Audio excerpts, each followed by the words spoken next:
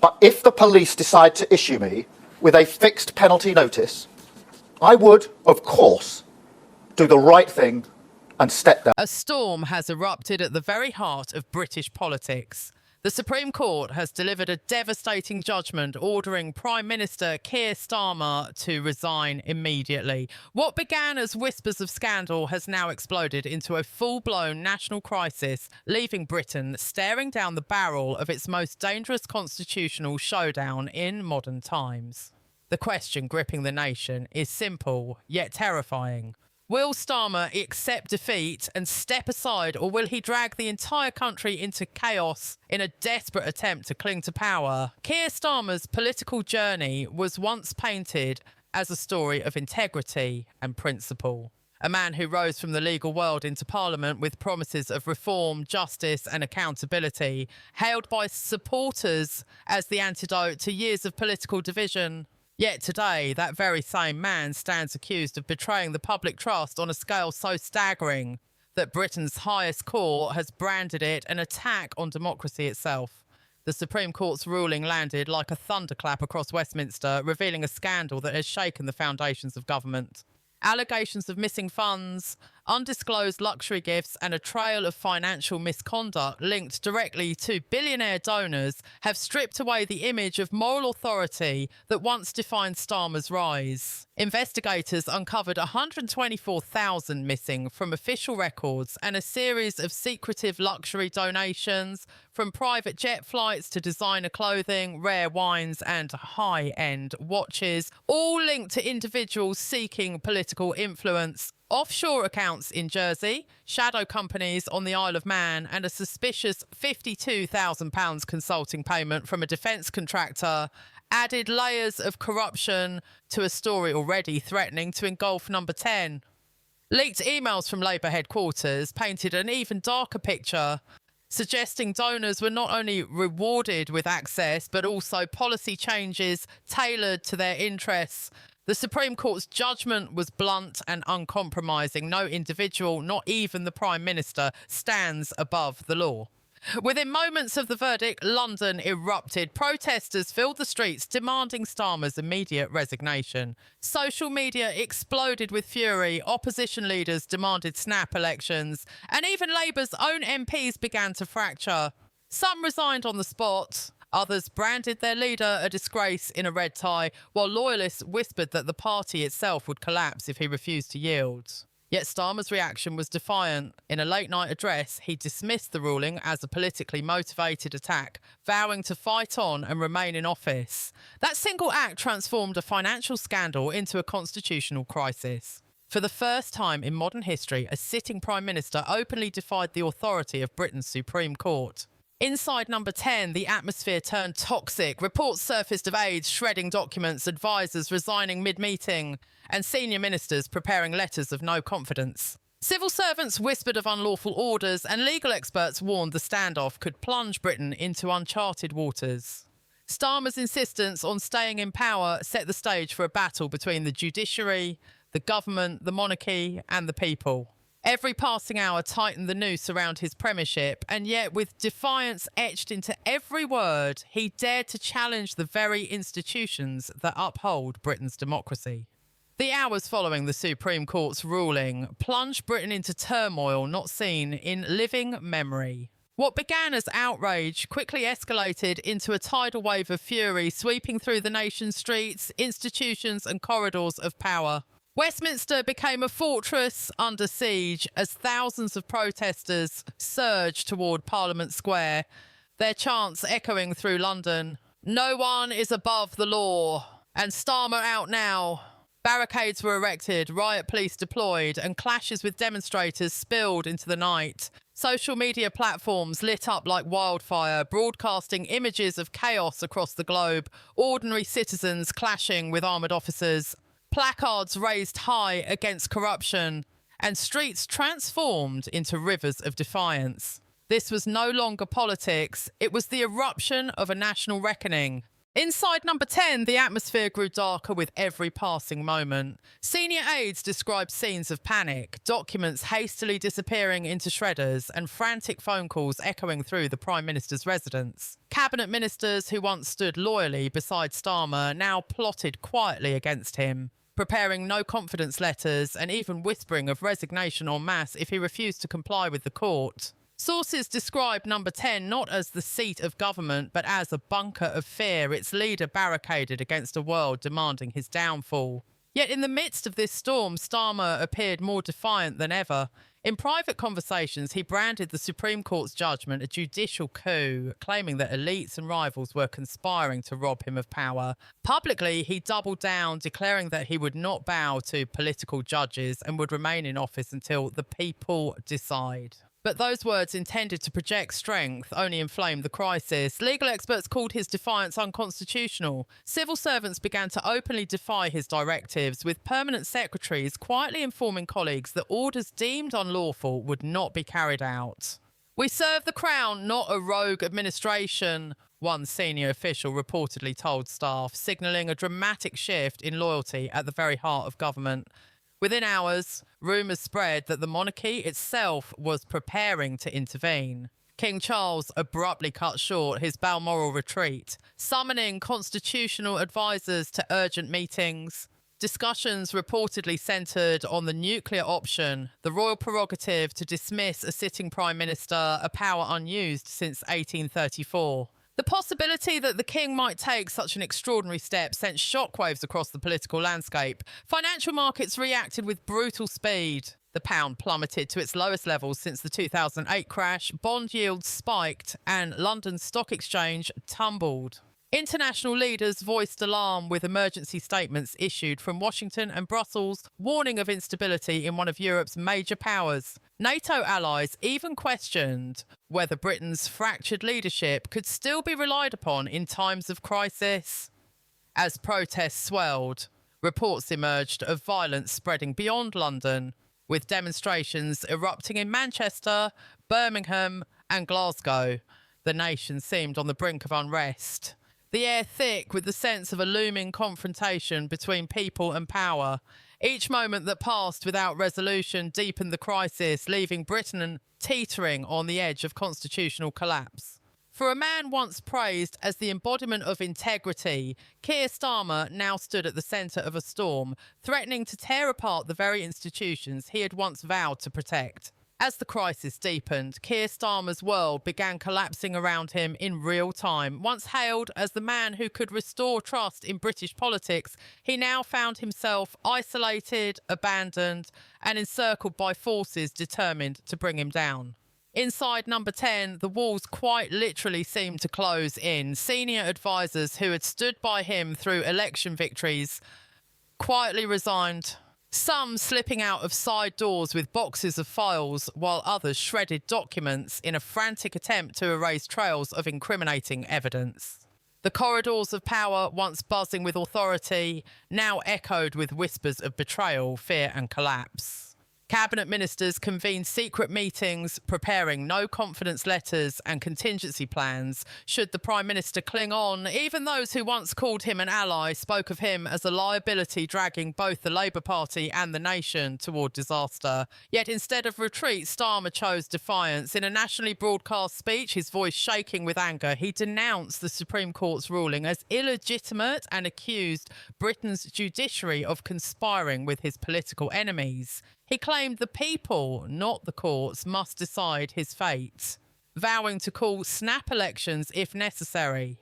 But this gambit only exposed the fragility of his position. Legal experts immediately countered that under the court's ruling, his authority to dissolve Parliament was already nullified. His threats carried no weight, his promises rang hollow, and his insistence on staying in power only confirmed the perception of a leader drunk on defiance, desperate to shield himself from accountability. The consequences were immediate and devastating. Permanent secretaries and civil servants began to openly resist his commands, refusing to authorise decisions they deemed unlawful. Access to sensitive defence protocols and state communications was quietly restricted, effectively stripping the Prime Minister of operational power, even as he occupied number 10. One senior official chillingly remarked, "He governs nothing. He occupies the building." Meanwhile, forensic accountants traced new layers of corruption, millions funneled through offshore shell companies, bribes disguised as consulting fees, and donors rewarded with favourable regulations. Whistleblowers from within Labour headquarters painted a damning picture, a culture of fear and intimidation where questioning suspicious transactions was met with threats or immediate dismissal. The Supreme Court characterised these revelations as a systematic betrayal of public trust executed from the very heart of government. The fallout spread to the streets. London became a city on edge, barricades encircling Parliament, while tens of thousands of protesters swarmed day and night chanting for justice. Clashes with police grew more violent, and viral footage of chaos fed the sense of a nation unravelling. Across Britain, cities erupted in solidarity. From Liverpool to Edinburgh, each protest swelling with fury at a leader refusing to step down. Social media amplified every confrontation, every chant, every scene of riot police battling citizens. The air was thick with the sense that the crisis had tipped from political scandal into a revolutionary moment. International observers watched in stunned disbelief. European capitals convened emergency summits, fearing Britain's collapse would destabilise the continent. The White House issued midnight statements warning of serious threats to democratic continuity in the United Kingdom.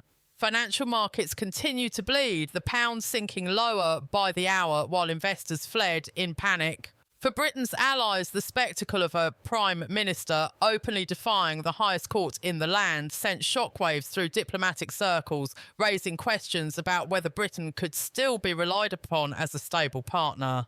And through it all, Starmer refused to yield. In public, he projected an image of strength, promising to fight to the last. But insiders described a very different scene inside Number 10, a leader cornered, increasingly paranoid, raging at advisers and threatening purges of the civil service.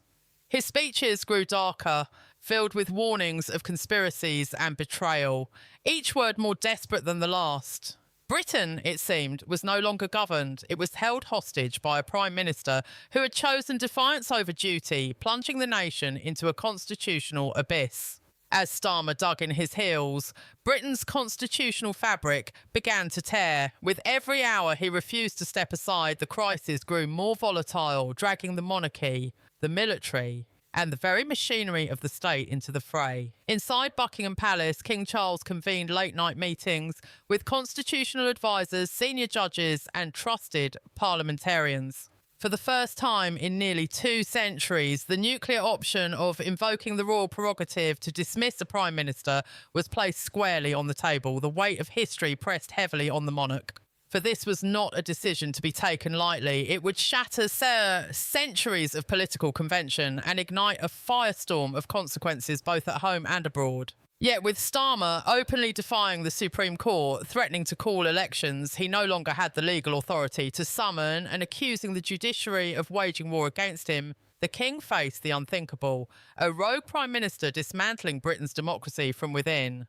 Reports from inside Whitehall suggested that senior military officials were also preparing for the possibility of unlawful orders. Units were placed on standby, with commanders privately vowing to disobey directives deemed unconstitutional. One general was quoted as saying, "We serve the crown and the constitution, not a man who has broken faith with both."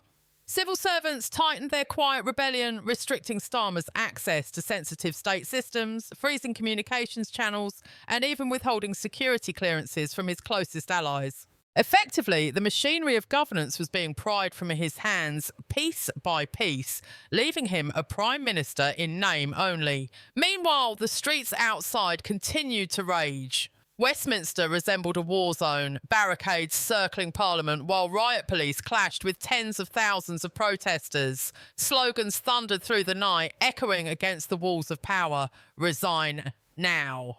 No one above the law. Justice for Britain. The unrest spread beyond the capital, with cities across the nation erupting in mass demonstrations, some peaceful, others descending into violent confrontations.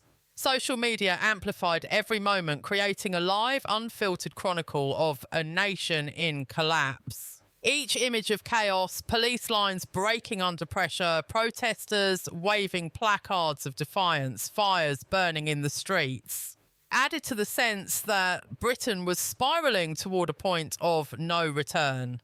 International reactions hardened. European leaders warned of destabilising consequences should Britain's government fracture completely. The White House issued a rare second emergency statement in as many days, urging respect for the rule of law and openly questioning Britain's ability to maintain order. NATO allies whispered fears of a power vacuum in one of Europe's most important nations, a vacuum that could threaten regional security. Financial markets tumbled further, with the pound collapsing to record lows and investors fleeing en masse. Britain's economy seemed to bleed by the hour, each day of Starmer's defiance costing billions and eroding faith in the nation's stability. Yet inside number 10, Starmer remained unyielding. His public addresses grew increasingly combative, railing against shadowy enemies and warning of conspiracies designed to bring him down. He vowed to purge disloyal ministers, threatened civil servants with dismissal, and mocked calls for his resignation as cowardice. But behind closed doors, insiders described a man unravelling. Reports spoke of rages that bordered on breakdowns, of aides fleeing meetings in fear, of whispered accusations of betrayal at every turn. The palace, Whitehall, the courts, and the streets were aligned against him. Yet Starmer clung to the illusion of control even as it slipped from his grasp. Britain stood suspended in a moment of terrifying uncertainty, the monarchy poised to act, the military standing guard and the people roaring in defiance. Every hour of delay deepened the crisis, bringing the nation closer to a historic confrontation that would decide not only Starmer's fate, but the survival of Britain's democracy itself. Britain entered uncharted territory as the standoff reached its breaking point. For days, the nation had endured a prime minister in open defiance of the highest court, a leader barricaded inside number 10, while the institutions of democracy aligned to remove him. The tension was unbearable. Every headline, every broadcast, every whisper feeding into the sense that history was about to snap. The monarchy, the judiciary, parliament, the military, and the people all stood on one side of the divide. On the other was Keir Starmer, clinging to power with defiance that now looked more like desperation. Inside Downing Street, insiders described scenes of near collapse. Advisors shredded documents by the bagful. Civil servants refused orders outright, and cabinet ministers slipped away under cover of night, abandoning a government already sinking. One by one, loyalists turned silent, leaving the Prime Minister increasingly alone, his inner circle reduced to a handful of aides, whispering conspiracy theories while the world outside roared with fury. Protesters, now numbering in the hundreds of thousands, surrounded Westminster in an unprecedented show of public revolt. Barricades stretched for miles, chants shook the city, and riot police struggled to contain a tide that refused to ebb. Viral footage of clashes flooded social media, amplifying the chaos to every corner of the globe. Britain's image as a stable democracy was in tatters, replaced by scenes of unrest, anger, and constitutional meltdown. International capitals watched in disbelief. Statements poured from Washington, Brussels, and Berlin, warning that Britain stood on the brink of systemic collapse. The pound hit record lows, credit agencies threatened downgrades, and NATO allies openly questioned whether London could still be trusted as a partner in crisis. It was a humiliation on the world stage, a nation once proud of its democratic stability, now portrayed as a state consumed by corruption and rebellion at the highest levels. At Buckingham Palace, the King's patience finally began to wane. Constitutional experts briefed him on the extraordinary measures available, and the words not spoken since the 19th century reverberated through those chambers once again. Dismissal. Preparations were quietly made for a royal address, a broadcast to the nation declaring the Starmer government unlawful and removed from office. The symbolism was seismic, a monarch forced to act because the Prime Minister had defied the law. Within the military, senior officers declared their readiness to support constitutional authority, no matter the cost. Rumours swirled that units had been placed on high alert to ensure stability should Starmer attempt to resist with unlawful commands. One chilling statement leaked from Whitehall captured the gravity of the moment. "We are no longer discussing politics, we are discussing the survival of the state." And still Starmer resisted. In a final broadcast, his tone more brittle than bold, he warned of conspiracies against him, calling on the people to rise against what he described as a coup. Yet the words fell flat, met not with loyalty but with louder calls for his resignation. His threats rang hollow. His authority already shattered, his credibility long gone. The end, when it came, was swift. Under mounting pressure from the courts, the palace, Parliament and the people, Keir Starmer's position became untenable. Civil servants sealed access to his offices. Cabinet ministers openly demanded his resignation, and protesters outside Number 10 refused to disperse. Finally, after days of defiance, reports emerged that he had no choice left but to step aside.